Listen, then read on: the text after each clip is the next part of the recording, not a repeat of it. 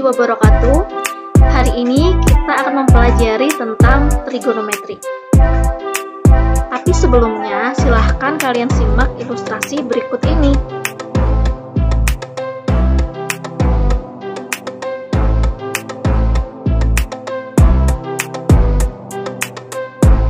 Pernahkah kalian melihat seseorang mengukur ketinggian gedung tanpa dia harus mengukur gedung itu secara langsung?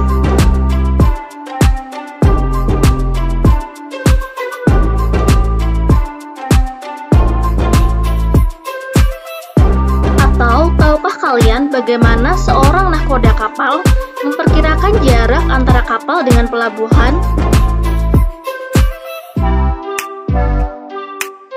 Nah, semua itu dapat ditentukan dengan trigonometri. Jadi, mari kita mulai mempelajari trigonometri. Nah, sebelum kita mempelajari trigonometri lebih lanjut, kita perlu mengenal dulu apa sih trigonometri itu. Jadi, trigonometri itu adalah sebuah cabang ilmu matematika yang mempelajari hubungan antara panjang dan sudut pada segitiga. Nah, seperti yang kalian ketahui, di dalam matematika kita kenal yang namanya besaran panjang dan sudut. Nah, di dalam segitiga sendiri itu ada 3 sisi, 3 panjang sisi, dan 3 sudut. Nah, trigonometri ini dia itu mempelajari hubungan, tepatnya perbandingan antara panjang pada segitiga dengan sudut-sudut pada segitiga. Nah, mengawali belajar trigonometri, kita belajar dulu mengenai ukuran sudut. Ukuran sudut ini dapat dinyatakan dalam satuan derajat atau radian. Jadi ada dua ya, meskipun yang sering dikenalnya itu derajat, tapi sebetulnya dapat dinyatakan juga dalam bentuk radian. Kemudian, satu putaran itu sama dengan 360 derajat. Atau sama dengan 2pi radian. Sehingga kalau kita balik, kalau satu putaran 360 derajat, berarti kalau 1 derajat itu sama dengan 1/360 putaran. Nah, untuk lebih jelas kita akan mulai dengan contoh soal. Di sini sudah ada pertanyaan, tentukan 1/4 putaran ini sama dengan berapa derajat dan berapa radian. Ingat, tadi sudah dijelaskan jika satu putaran, saya tulis lagi, satu putaran itu sama dengan 360 derajat dan satu putaran itu juga sama dengan 2pi radian. Nah, pertanyaan di sini 1/4 putaran itu berapa derajat? Ya sudah, berarti 1/4 putaran itu sama dengan 1/4 kali 360 derajat, sama dengan 90 derajat. Kemudian kalau dijadikan ke radian, ke pi radian, tadi satu putaran sama dengan 2pi radian. Kalau ini hanya 1/4-nya, 1/4 putaran berarti 1/4 kali 2pi radian. Hasilnya yaitu 1/2 pi radian. Kemudian contoh yang kedua, 45 derajat itu berapa radian? 45 derajat kita jadikan ke bentuk radian. Nah, jadi ini bisa kita ubah dulu ke 45 derajat itu sebetulnya berapa putaran sih? Kalau satu putaran itu 360. Berarti kalau 45 derajat itu sebetulnya berapa putaran? Kalau untuk putaran, berarti dia 45 derajat per 360 derajat. Nah, yaitu 1/8.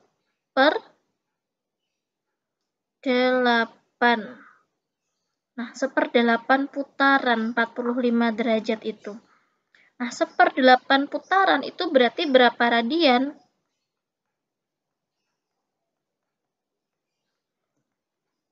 Berarti 1/8 kali 2 pi radian. Itu hasilnya 1/4 pi radian. Nah, sekarang kita masuk ke konsep dasar sudut. Kalian sudah pernah mempelajari tentang sudut, jadi ini kita ulas kembali. Jadi sudut itu terbentuk dari perpotongan dua buah garis. Misalnya di sini ada garis AB. Nah, dia itu berpotongan dengan garis ini. Misalnya dengan garis AC. Nah, maka berpotongannya di titik A. Nah, maka dia itu membentuk suatu sudut. Misalnya kita namakan sudut alfa. Jadi penulisan sudut ini selain dapat dituliskan dia sebagai sudut alfa, ini dapat juga ditentukan penulisannya dengan melihat hurufnya, abjadnya. Ini karena sudutnya itu yang di tengah itu adalah A, titik potongnya tadi A, maka bisa juga dinamakan sebagai sudut A. Atau karena A-nya yang di tengah, mau ditulis sudut ini BAC, seperti itu juga boleh. BAC. Yang penting yang menunjukkan sudutnya itu ditulisnya yang tengah. Misalnya kalian menuliskannya sudut dari sini, misalnya ABC, seperti itu berarti dia nggak boleh ya. Karena letaknya yang menunjukkan sudut itu harus yang di tengah. Misalnya mau menuliskannya sudut CAB, hanya tetap di tengah berarti boleh. Kemudian sudut berdasarkan arah putarannya itu dibagi menjadi dua jenis. Nah, arah putaran itu yang mana? Arah putaran itu ditunjukkan oleh tanda panah yang kecil ini. Ya. Jadi menurut arah putarannya, sudut itu terbagi menjadi dua, yaitu sudut bertanda positif dan sudut bertanda negatif. Untuk contoh sudut yang bertanda positif, ini sudut bertanda positif.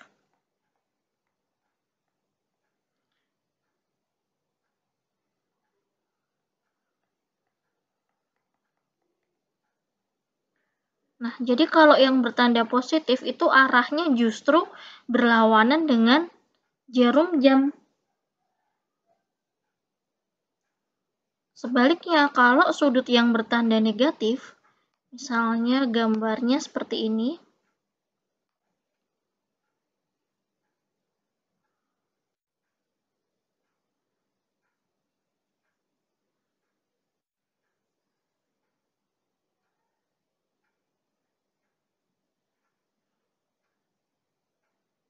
misalnya saya namakan dia itu sudut beta.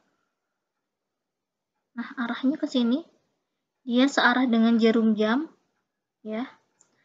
Ini justru dia yang searah ini disebutnya dengan sudut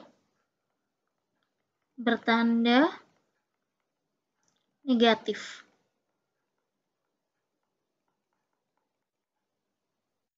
Contoh menggambarnya, misalkan kita ingin menggambar sudut yang besarnya 45 derajat. Karena sudut ini positif, maka arahnya nanti dia harus berlawanan dengan jarum jam. Nah, caranya bagaimana? Caranya dari titik awal, dari sisi awalnya tadi, yaitu yang berhimpit dengan sumbu X ini, kita geser sampai dia itu besarnya 45 derajat. Jadi kan dari sini nih, dari sini kita geser sebesar 45 derajat. Nah, misalnya dia berada di sini.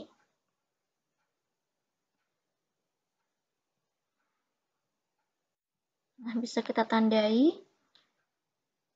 dia berlawanan dengan jarum jam dan sebesar 45 derajat. Kemudian yang B, misalnya kita ingin menggambar sudut negatif 60 derajat. Karena dia itu negatif, maka justru arahnya nanti searah dengan jarum jam. Sama caranya sisi awalnya dari yang sumbu X ini, kita geser berlawanan searah, maksud saya, searah dengan jarum jam sebesar 60 derajat. Jadi arahnya ke bawah ya, karena harus searah dengan jarum jam.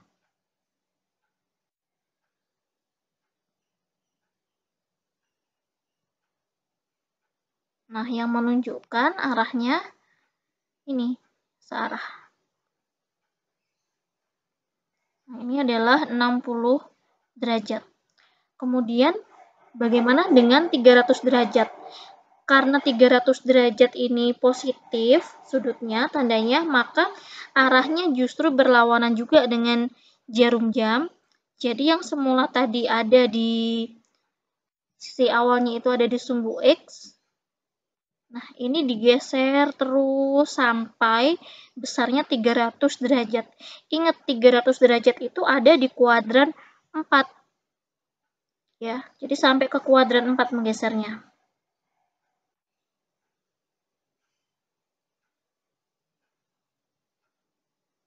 Nah, kita tandai berlawanan dengan jarum jam, dimulai dari sisi awalnya ini di sini, terus digeser terus sampai ke kuadran 4. Nah, ini dia 300 derajat. Dalam bidang koordinat kartesius, sisi awal suatu garis berhimpit dengan sumbu X. Nah, jadi yang ini ya sumbu X. Ini sisi awalnya. Kemudian untuk sisi akhir, maksudnya sisi awal itu yang ini loh. Ini disebut sisi awal. Ini sisi akhir. Jadi sisi awal itu 0 derajatnya. Kalau sisi akhir itu yang menentukan dia besar sudut itu berapa derajat. Ini juga sama. Ini sisi awal. Yang ini sisi akhir. Begitu juga untuk koordinat kartesius. Sisi awalnya itu ditentukan dari ini. Dia berhimpit dengan sumbu X atau dia itu yang 0 derajat. Nah, kemudian nanti sisi akhirnya itu terletak pada salah satu kuadran. Ini kan ada kuadran 1, kuadran 2, kuadran 3, dan kuadran 4.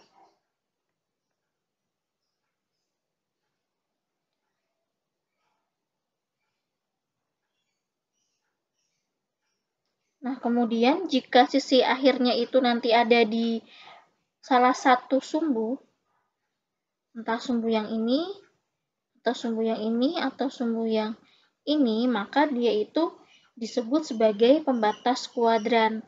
Nah, batas kuadrannya itu tadi yang ini 0 derajat atau karena satu putaran penuh tadi adalah 360 derajat.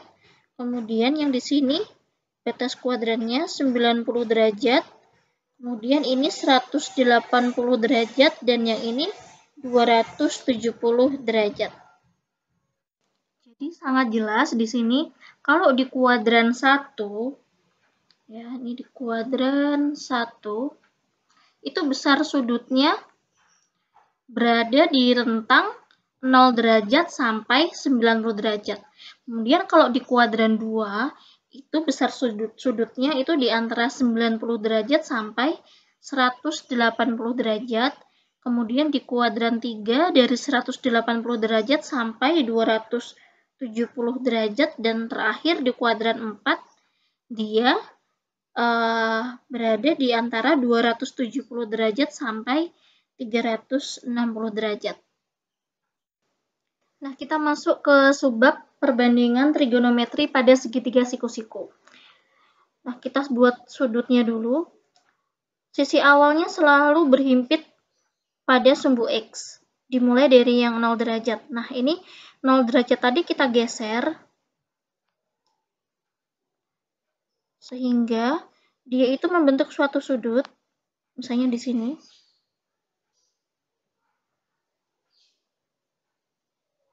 Sisi akhirnya yang ini ya, sisi akhirnya misalnya saya namakan ini A,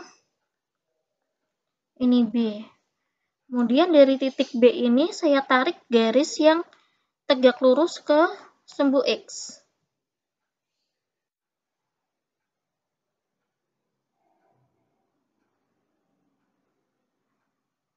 Nah, saya namakan misalnya di sini C.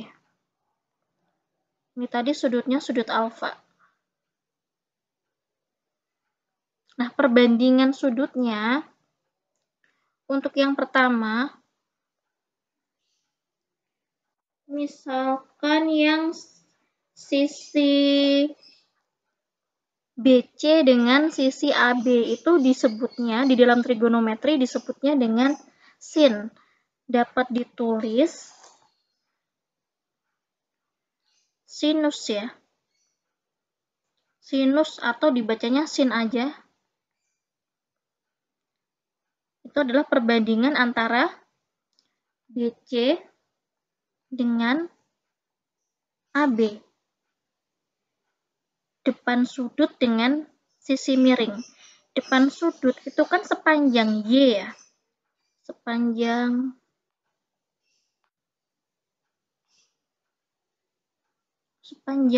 Y. Nah, kalau ini AC itu kan sepanjang X. Nah, kemudian sisi miring itu kan kalau dalam lingkaran itu pasti sama dengan jari-jari R.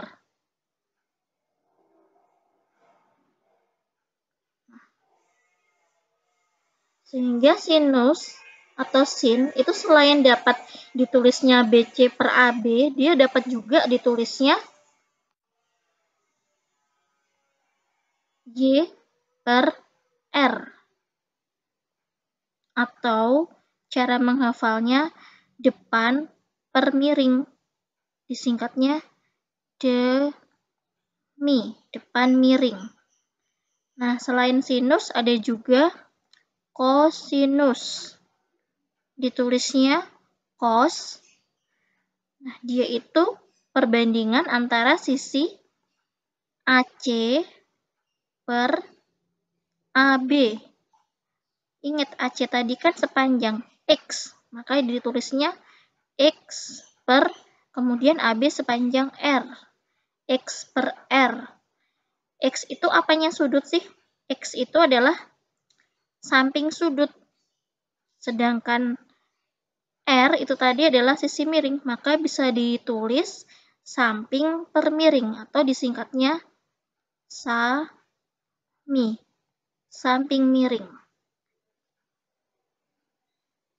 Kemudian satu lagi ada yang namanya tangen atau boleh dibaca tan.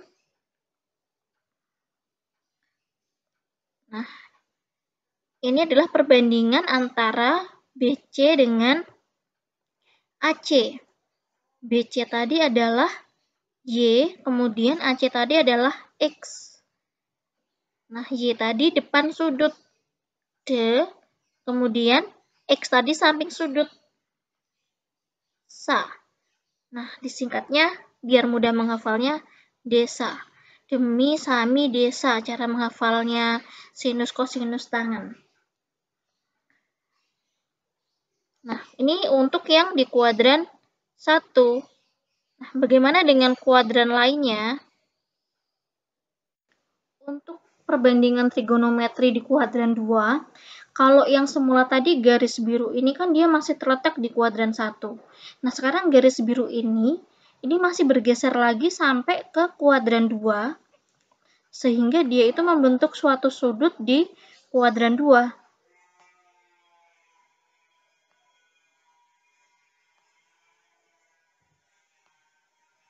Misalnya di sini,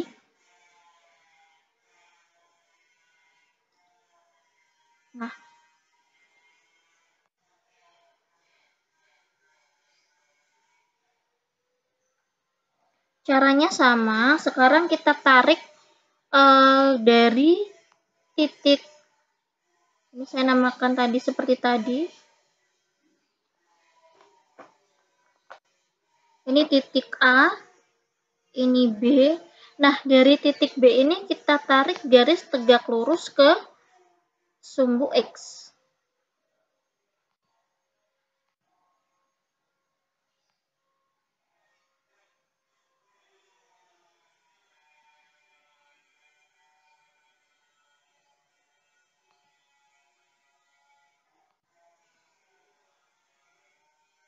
Jadi AC tadi sebesar X, ya, kemudian BC tadi sebesar Y, kemudian AB tadi sebesar R.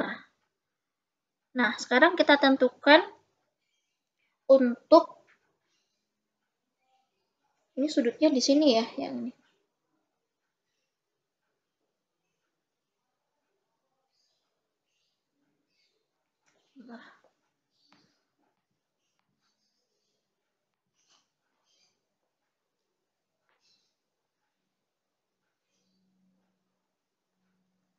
Nah, kita tentukan untuk sin kostan. Untuk sin alfa, ini kuadran 2. Tadi adalah depan sudut per samping sudut. Depan sudutnya sama, Y per R. Atau di sini masih sama, BC per AB, Y per R. Hanya ingat, X untuk di kuadran 2, karena dia itu letaknya di sebelah kiri, kan dia selalu X-nya kan yang di sini kan negatif. Ya. Kalau ini Y-nya dia positif, kalau R selalu positif. Nah, jadi ini Y per R masih sama, yaitu depan per miring. Nah, ini dia bernilai, ini kan Y positif per R positif. Maka sin di kuadran 2 itu dia bernilai positif. Kemudian untuk cosnya yaitu samping per miring, yaitu AC per AB. X per R. Kita lihat X-nya. Seperti yang tadi sudah disampaikan, X di kuadran 2 itu bernilainya negatif. Jadi X negatif per R positif. Negatif bagi positif kan tetap negatif, berarti cosnya bernilai negatif. Jadi cos di kuadran 2 itu bernilai negatif. Kemudian tangen alfa tadi adalah depan per samping, BC per AC. BC yaitu Y, Y-nya tadi positif, per AC, AC-nya yaitu X negatif. Berarti positif bagi negatif, negatif. Berarti tangen di kuadran 2 dia juga bernilai negatif. Jadi untuk kuadran 2 itu yang bernilai positif hanya sin saja. Yang lainnya negatif. Sin dan kebalikan. Jadi sin kostan itu punya kebalikan masing-masing ya. 1 per sin, kebalikan sin itu disebutnya dengan kosekan. Kemudian kalau 1 per cos itu disebutnya dengan sekan. Kemudian kalau 1 per tangen itu disebutnya dengan kotangen. Boleh ditulisnya kot aja atau kotan atau disebutnya kotangen lengkapnya. Jadi kalau yang di kuadran 2 tadi yang positif itu selain sin kebalikan dari sin, yaitu kosekan. Kosekannya juga positif. Nah, kemudian untuk kuadran yang lain, yang kuadran 3 dan kuadran 4, silahkan dicoba dicari. Sekarang kita masuk ke contoh soal. Misalnya ada soal, diketahui segitiga ABC adalah segitiga siku-siku dengan sudut B 90 derajat dan sin A itu sama dengan 4/5. Tentukan perbandingan trigonometri lainnya. Nah, langkah pertama kita gambar terlebih dahulu segitiganya.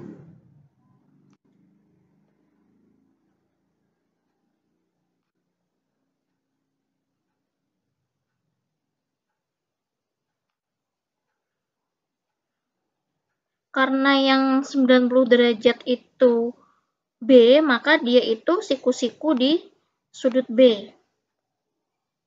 Ini sudut B, 90 derajat.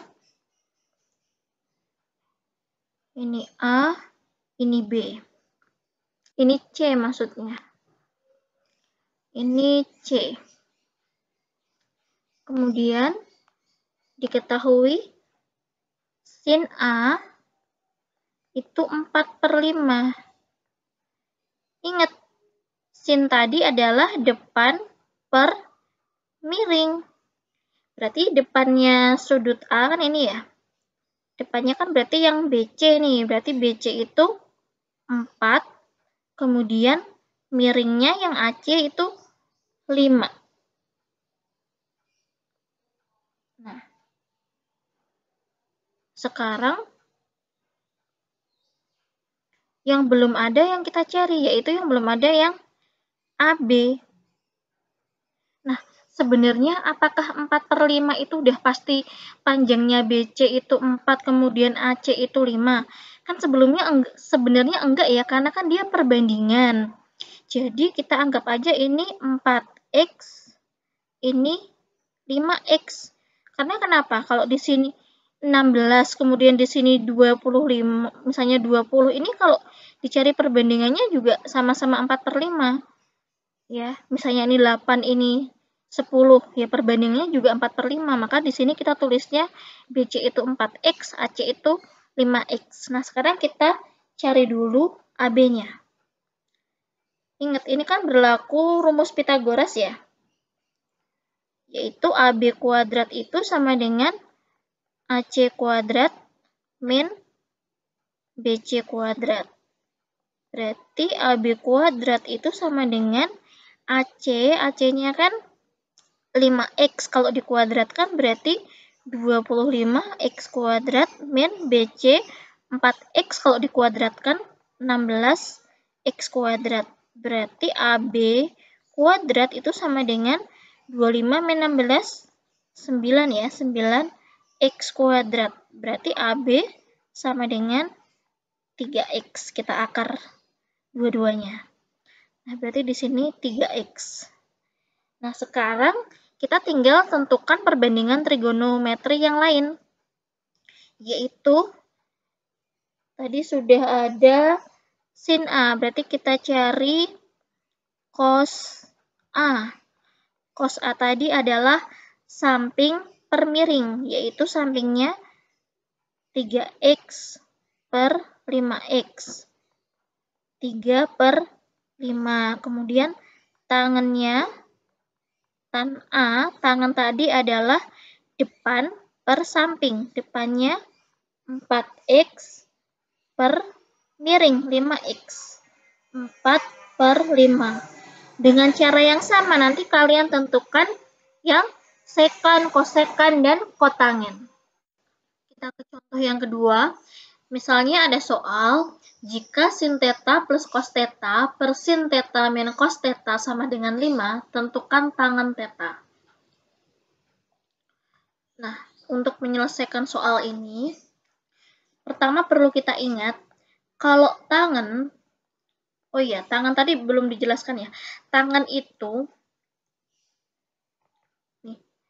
tangan itu kan Y per X. Y itu kan dia identiknya dengan sin, kemudian kalau X itu dengan cos. Nah, tangen itu dapat juga ditulisnya sebagai bentuk perbandingan dari sin per cos. Tangen sama dengan sin per cos. Jadi kalau kotangen itu berarti cos per sin.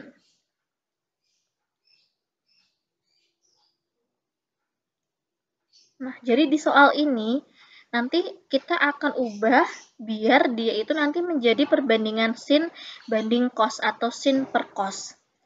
Nah, di sini ada sin theta plus cos theta per sin theta min cos theta sama dengan 5. Nah, ini kita kalikan silang saja sehingga menjadi sin theta plus cos theta itu sama dengan 5 kali sin theta min cos theta. Didapatkannya sin theta plus cos theta itu sama dengan, kalikan saja 5 kali sin theta, 5 sin theta. 5 kali cos theta berarti 5 cos theta. Ingat, tangan tadi adalah sin per cos. Maka ini kita harus kelompokkan sesuai dengan kelompok masing-masing. Sin dengan sin, cos dengan cos. Nah, sinnya yang sebelah kiri, cosnya yang sebelah kanan deh coba. Berarti ini sin theta min 5 sin theta ini sama dengan min 5 cos theta plus cos theta yang di sini pindah ke kanan ya, plus cos theta. Hasilnya 1 sin theta min 5 sin theta berarti negatif 4 sin theta. Itu sama dengan min 5 cos theta plus 1 cos theta berarti 6. Oh, ini negatif ya. Negatif 5 plus 1 berarti negatif. Bentar, di sini tadi ada salah, yaitu cos theta kan pindah ruas menjadi harusnya min ya, min cos theta di sini. Nah, itu harusnya min cos theta. Jadi min 5 cos theta min cos theta hasilnya min 6 cos theta. Nah, ingat tangan tadi adalah sin per cos. Maka ini kita pindah cosnya, kita pindah ke kiri, yang negatif 4-nya kita pindah ke kanan. Ini kan min 4 kali sin theta sama dengan min 6 kali cos theta. Kalau pindah ruas nanti kan dia jadinya pembagian ya. Jadi sin theta per cos theta itu sama dengan min 6 per, ini kan cosnya tadi ke sini, sinnya min 4-nya yang ke kanan. Jadinya sin per cos sama dengan min 6 per min 4. Jadi nilai dari sin theta per cos theta itu sama dengan, kita bagi dua-duanya menjadi 3 per 2. Jadi tangen theta itu nilainya 3 per 2.